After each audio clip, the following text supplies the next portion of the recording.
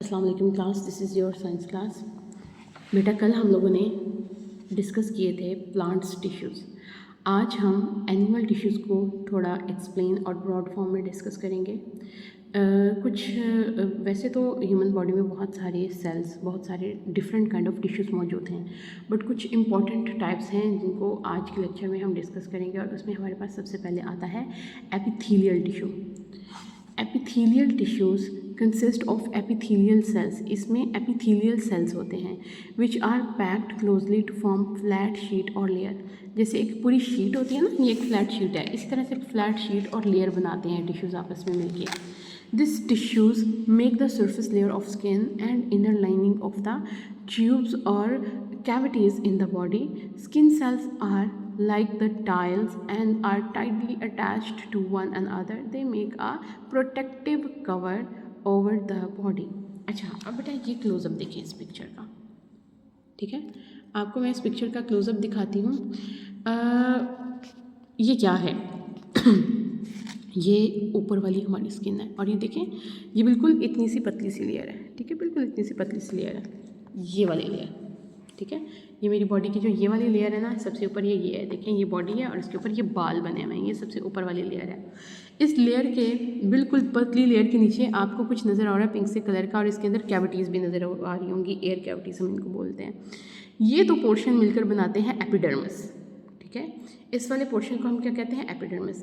अब इसके नीचे जो पोर्शन है जहाँ पे आपको वेसल्स नज़र आ रही हैं, ठीक है, वेसल्स और थोड़ा आपको ब्लैंक एरिया नज़र आ रहा है, ये है हमारा डर्मिस।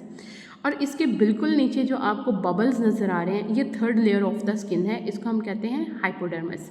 ये तीनों लेयर्स जब इकट्ठी मिलकर बनती हैं तो हमारी प्रॉपर जो है वो स्किन की एक लेयर बनती है। इन तीन लेयर्स के नीचे फिर हमारे मसल्स होते हैं और मसल्स के नीचे हमारी बोन्स होती हैं, ठीक है। इस तरीके से हमारी जो बॉडी है ये क्या है, इसने एक तो हमारी बॉडी को कवर किया हुआ है, और दूसरा इसने हमारी बॉडी को एक शेप दी हुई है, और तीसरा हमारे मसल्स और बोन को एक प्रोटेक्शन प्रोवाइड की हुई है। तो ये सारी चीज़ें किस चीज़ों से मिलकर बनती हैं? एपिथेलियल टिश्यूज़ से मिलकर बनती हैं। एपिथेलियल टिश्यू मिलकर हमारी बॉडी पे जितनी स्किन है उसकी सारी लेयर्स को कंप्लीट करते हैं। नेक्स्ट हमारे पास आ जाते हैं muscle tissues. Muscle tissues consist of muscle cells contract and relax to produce movement. Cardiac muscles in the heart make the heartbeat to pump blood for its circulation in the body. Skeletal muscles cause movement in bones. Smooth muscles are present inside the body to cause movement in different organs. Muscles, ये जो आपको pink colour का ये सारा नज़र आ रहा है ना आपकी हड्डियों के ऊपर मवाद, बेटा ये आपके मसल्स हैं, ठीक है। ये आपकी बोन्स और जॉइंट्स के साथ अट्रैक्ट होते हैं। आपके हार्ट के मसल्स भी पिंक कलर के आपको नज़र आ रहे हैं, ये आपका स्टमक है, ये स्टमक के मसल्स हैं। इनका काम क्या होता है? इनका काम ये होता है कि जब इन्होंने पुल करना है, ठीक है, तो हमारी बॉडी ने मूव करना है। जब इन्होंने रिलैक्स हो जाना है तो हमारी बॉडी ने भी रिलैक्स हो जाना है। जब अपने मसल्स को कॉन्ट्रैक्ट करते हैं तो हमारी बॉडी मूव करती है, जब उनको रिलैक्स करते हैं तो वो रिलैक्स हो जाती है, ठीक है। इस तरह से ये हमारे जो हैं बोन्स के मसल्स, हमारे जॉइंट्स के मसल्स और हमारे कार्डियक यानी कि दिल के मसल, हमारे स्टमक के मसल्स, इस तरह के जितने भी बॉडी में मसल्स मौजूद हैं, जब वो सारे पुल करते हैं तो बॉडी का वो पार्ट मूव करता है, अपनी वर्किंग करता है, और जब वो रिलैक्स हो जाते हैं तो वो वहाँ मूवमेंट नहीं हो रही होती, ठीक है। ये अल्लाह ताला का एक कॉन्टीन्यूअस प्रोसेस है जो ऑल इन ऑल हमारे साथ साथ चलता है।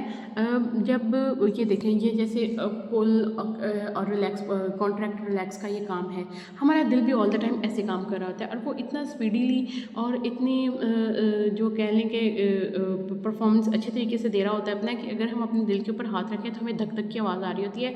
उस धक धक का मतलब होता है कि हमारा दिल कॉन्टीन्यूसली इस पोजिशन में ऐसे धक धक धक धक धक वो ब्लड को क्या कर रहा है? ऑक्सीजनेटेड ब्लड को खून के अंदर सप्लाई दे रहा है, और डीऑक्सीजनेटेड ब्लड को दोबारा लंग्स में वापस आने के बाद उसमें से कार्बन डाइऑक्साइड को निकालने का काम, यानी कि एक मोटर पंप का काम कर रहा है, जिससे साफ खून जो है वो दिल के रास्ते होता हुआ पूरी बॉडी में जा रहा होता है, जिसको हम ऑक्सीजनेटेड ब्लड भी कहते हैं, क्योंकि उसमें ऑक्सीजन की मिकदार बहुत ज़्यादा होती है और उसके अंदर कार्बन डाइऑक्साइड की मिकदार 0% होती है। अब आगे हैं हमारे बहुत ही इंपॉर्टेंट टिश्यूज़, वो है हमारे नर्वस टिश्यूज़, ठीक है। हम अपने नर्वस टिश्यूज़ को डिस्कस करते हैं तो हमें पता चलता है each neuron has branched ending on a long fiber. Neurons forms nervous tissues to transmit message from one part of the body to another. अब इस पिक्चर को ज़रा डिटेल से समझें, ठीक है। ये एक आप पिक्चर देखें, ये जो है ये एक आपका बहुत डिटेल फॉर्म में, ये क्या है, ये आपका न्यूरॉन है। ये आपके डेंड्राइट्स हैं। डेंड्राइट्स क्या करते हैं, डेंड्राइट्स एक न्यूरॉन को दूसरे न्यूरॉन से जोड़ता है, ठीक है। ये आपके एक्सॉन है। एक्सॉन का मतलब है ये आपके ना फाइबर टाइप, जैसे फाइबर होता है ना, लॉन्ग फाइबर होता है, ये एक पोर्शन को दूसरे पोर्शन से जुड़ा होता है, और ये वाला जो पोर्शन है ना जहाँ से ये जुड़ा हुआ है, ये आपके ये फाइबर है, लंबी तार है जिसके अंदर ये गोल गोल जुड़े हुए हैं, वो आपका एक्सॉन है। आपको आप मेरा हाथ देखें, ये मेरा हाथ है, यहाँ से मैंने पिंच किया, ज़ोर से पिंच किया तो मैंने एकदम छोड़ दिया, या अगर मैंने ज़ोर से पिंच किया और मैं नहीं छोड़ रही और मुझे पेन ज़्यादा होगी तो मेरे इस हाथ ने खुद को पीछे कर लिया। ये कैसे हुआ, ये ऐसे हुआ कि ये हैं आपकी बॉडी में एट अ टाइम दो न्यूरॉन, जैसे xylem phloem at a time move कर रहे होते हैं ना, दो न्यूरॉन आपस में एक एट अ टाइम मूव कर रहे होते हैं। एक होते हैं सेंसरी न्यूरॉन, एक होते हैं मोटर न्यूरॉन। सेंसरी न्यूरॉन ने बॉडी से मैसेज लेके ब्रेन को देना है, ब्रेन ने उस पर काम करके तीन न्यूरॉन है।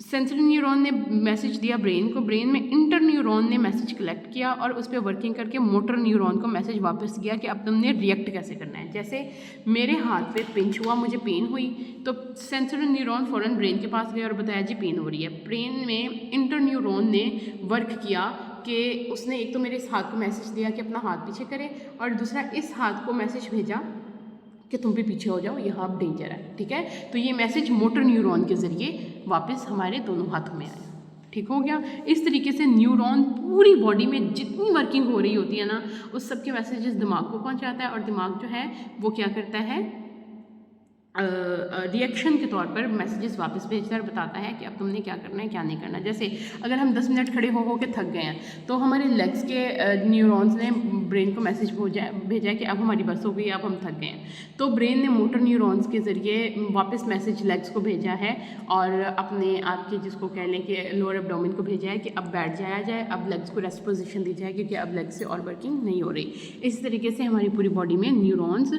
मजदूरों की तरह काम करते हैं, मैसेज लेके आते हैं, ब्रेन को देते हैं और वापस रिएक्शन मैसेज बॉडी के उस पार्ट को वापस करते हैं। अच्छा जी, अब है हमारे पास ब्लड टिश्यूज़ या कनेक्टिव टिश्यूज़। अच्छा, blood is a type of connective tissues consist of blood cell. अच्छा, ब्लड टिश्यूज़ में ब्लड सेल्स होते हैं। Blood tissues consist of blood cells, उसकी हम पहले फिगर समझेंगे, फिर हम उसकी वर्किंग भी समझेंगे। लेकिन पहले मैं आपको पिक्चर दिखा देती हूँ। ये देखें जी, ये आपका वाइट ब्लड सेल है, ये आपका रेड ब्लड सेल है, ये आपके प्लेटलेट्स हैं और ये येलो आपका प्लाज्मा है। यहाँ पे देखें, blood circulate throughout the body to transport different material from one part of the body to the another. Red blood cells are round and flattened, ये गोल हैं और बिल्कुल चिपटे हुए हैं। दे कैरी ऑक्सीजन, इनके अंदर ऑक्सीजन होती है जो कि ये लंग्स से लेते हैं और सारी बॉडी तक पहुँचाते हैं। They also bring carbon dioxide from the body cell to the lungs of breathing it out. हमने कहा था ना, रेड ब्लड सेल में हीमोग्लोबिन होती है जिसमें अल्लाह ताला ने क्वालिटी रख दी है कि वो ऑक्सीजन और कार्बन डाइऑक्साइड के सेल्स को अटैच कर लेती है। वो क्या करती है, ऑक्सीजन को अटैच करके सारी बॉडी में पहुंचा देती है और कार्बन डाइऑक्साइड को अटैच करके सारी बॉडी से वापस बाहर लंग्स के थ्रू भेज देती है। वाइट ब्लड सेल्स किल डिजीज़। वाइट ब्लड सेल्स में अल्लाह ताला ने पावर रखी है, आप समझ लेंगे आपकी बॉडी की आर्मी है। अगर कोई बीमारी आप पे अटैक करती है तो वाइट ब्लड सेल्स उसका मुकाबला करते हैं और उसको ख़त्म करते हैं और आपको तंदुरुस्त करते हैं। Platelet make clot to injured part of the part to stop bleeding. अच्छा, आपने देखा हो कभी भी आपको बॉडी पे कहीं कट लग जाए, कहीं पे भी कट लग जाए, उसमें से खून निकलता है, फिर आप उसको जब थोड़ी देर दबा के रखते हैं या उसको साफ़ भी कर लेते हैं तो थोड़ी देर के बाद ना खून रुक जाता है। वो क्यों रुकता है? ये आपके प्लेटलेट हैं, ये क्या करते हैं, जहाँ से कट लग गया ना, खून निकल रहा है, रास्ता बन गया खून को बहने का, क्योंकि खून तो लिक्विड फॉर्म में होता है, तो ये क्या करते हैं, ये वहाँ पे दीवार बनानी शुरू कर देते हैं, आपस में जुड़ के वहाँ पे एक दीवार बना देते हैं। दीवार मतलब क्लॉट, एक वो लोथड़ा बन जाता है और वहाँ पे फिर वो लोथड़ा पहले बनता है, फिर जमता है, फिर आहिस्ता आहिस्ता दोबारा से हमारा वो ऑर्गन हील हो जाता है और दोबारा से स्किन जो है वो प्रॉपर शेप में आ जाती है। ठीक है, इस तरह से ब्लड टिश्यूज़ जो हैं वो कनेक्टिव टिश्यूज़ इसलिए कहते हैं क्योंकि ये एक सेल नहीं होता, ये बहुत सारे सेल से मिलकर बहुत सारे टिश्यूज़ होते हैं, जिसकी वजह से हमारे जो ब्लड टिश्यू को कनेक्टिव टिश्यूज़ भी कहा जाता है। ठीक है, plasma help the body recover from injury, distribute nutrient, remove waste and prevent infection. अब जब हम बीमार हो जाएं, कोई इन्फेक्शन हो जाए, तो प्लाज्मा ने क्या करना है, उस बीमार हिस्से तक खुराक लेके जानी है, उस बीमार हिस्से से वेस्ट जो है उसको बाहर निकालना है, और उस बीमार हिस्से को ठीक करने में प्लाज्मा बहुत इंपॉर्टेंट रोल अदा करता है। ठीक हो गया? ठीक है बच्चे, ये हमारे एनिमल टिश्यूज़ थे, और ऑब्वियसली ह्यूमन जो है वो भी एनिमल में ही लाई करते हैं, एनिमल की क्लासिफिकेशन में ही आते हैं। इसी तरीके इसलिए हमने जो है इसको ह्यूमन से बार बार रिलेट किया है। इनमें जितने भी इंपॉर्टेंट पॉइंट्स हैं वो सारे आपने अच्छे तरीके से लर्न करने हैं, ताकि जब at the end of chapter हम पहुँचें तो हमारा आधे से ज़्यादा काम लर्न हुआ हो। आज की क्लास के लिए इतना ही। Thank you so very much. अल्लाह हाफिज़।